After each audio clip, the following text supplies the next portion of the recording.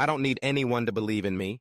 As long as I never stop believing in myself, that's enough to change my whole life. In a forgotten corner of an old park where most people passed by without noticing, there sat a faded stone bench, and on it, a quiet man every morning. His name was Hung, over 60 years old, once a mechanic, until life took away his job and his home.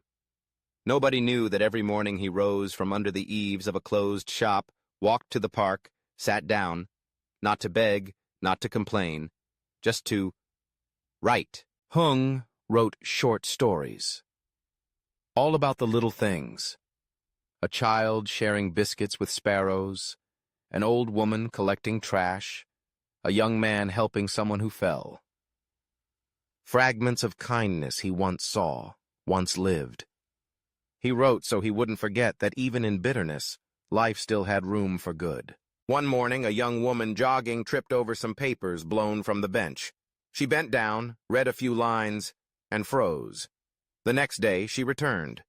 And every morning after, she sat next to Hung, reading and suggesting edits. She was an editor at a small publishing house. 6 months later, Hung's first book was published, The Little Miracles. Simple stories that touched hearts. Readers realized, you don't need grand gestures to change a life, just a glance, a word, or a bit of kindness in a harsh world. Hung was no longer the invisible man on the bench. Children greeted him, strangers brought him coffee, but he still sat there every morning writing. Not for fame, but because he knew someone out there still needed a little miracle. Every little miracle in life is a reminder that hope still exists.